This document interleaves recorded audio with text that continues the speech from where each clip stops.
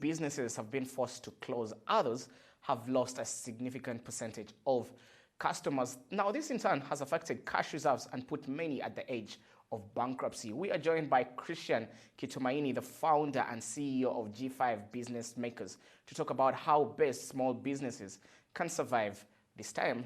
Thank you for joining us, Christian. And now, Christian, quickly diving into it, what kind of impact has COVID-19, we know it has been negative, but if you could break this down, has had on small and medium enterprises, in particular here in Rwanda?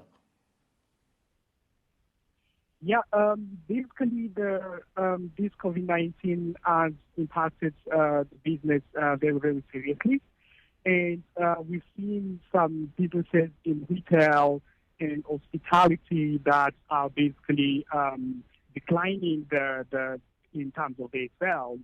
And many offices and many boutique hotels are closing up, and some of them that are some sales orders and projections, they've seen some of their booking canceled, etc. And this time it's very, very critical where a lot of entrepreneurs and businesses are feeling and are not sure about how long this crisis will last, and they don't basically know what's next.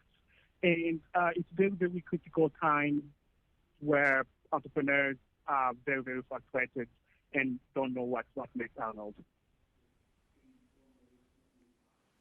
Christian, how can these businesses survive this time if it goes on for another 2, 3, 4 months? How do they survive this time as there is no cash flow, no cash reserves for most of them? Yeah.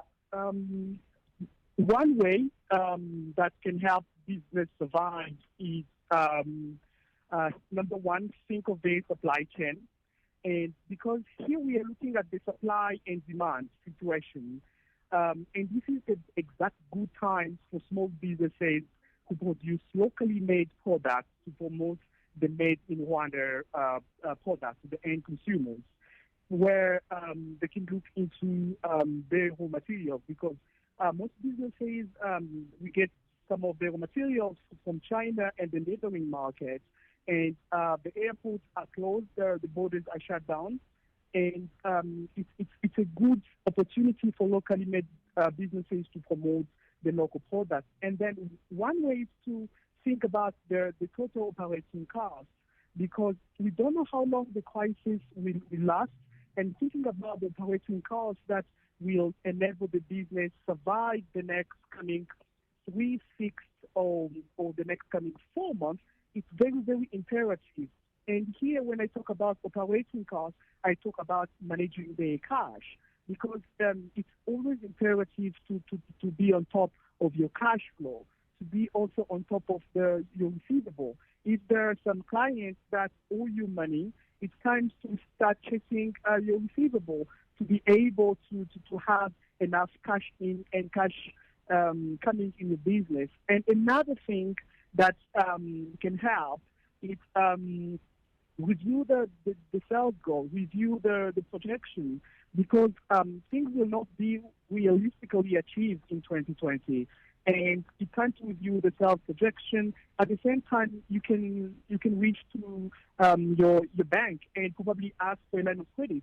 And by line of credit, this can be like probably cash that will enable you to survive the next coming 90 or 120 days, so that you can be on top of your operation. And it's very, very important to also negotiate the terms and be more flexible also with the grace period, because there's been support with commercial banks that is there, and then each entrepreneur should be on top of the game to negotiate the terms to be able to survive.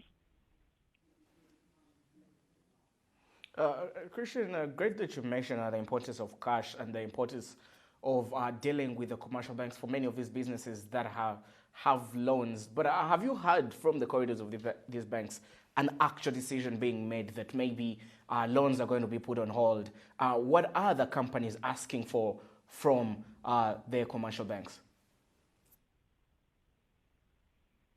When a company goes to the commercial banks, the company should identify how they're going to use the money and how long it's going to last, and be in a position on where they can negotiate. We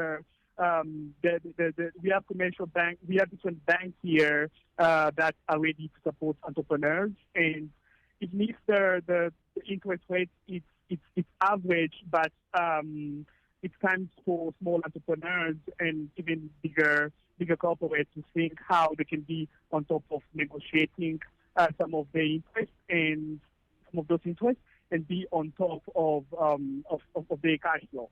Because at the end, we don't know how long this crisis will last, and having enough cash reserves that will back your business during this critical time, it's very, very important. Because if you are not operating the next coming 4, 6, 12 months, still your sales start picking up, it may be difficult for you, and you may end up being out of the business. So the money that you will get will enable you to survive during this time till the time when your business will start increasing revenue, where your peak and your sales will start coming positive.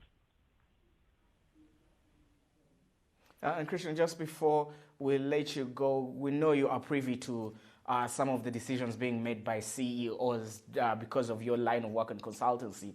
What are the decisions that they are making right about now to ensure that these businesses survive?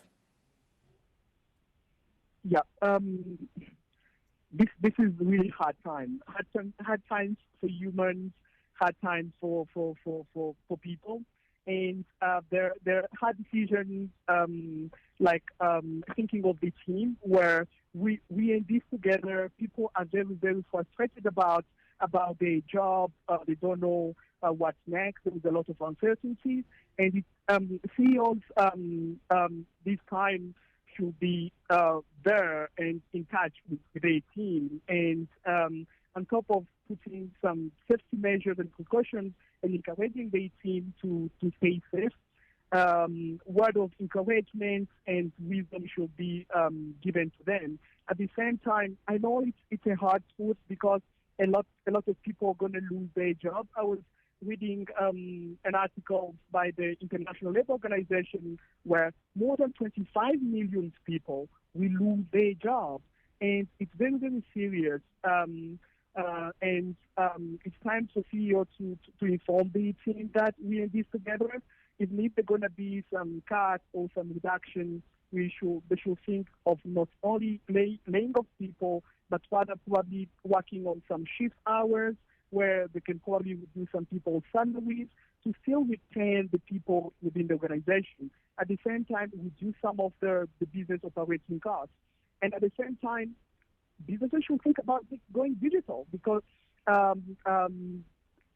digital it's the only place that's operating now, and taking advantage of the digital world to still run the business online is very, very important. And CEOs to think how to position and how to position themselves, the competitive advantage of going digital by still servicing their customers should be their priority.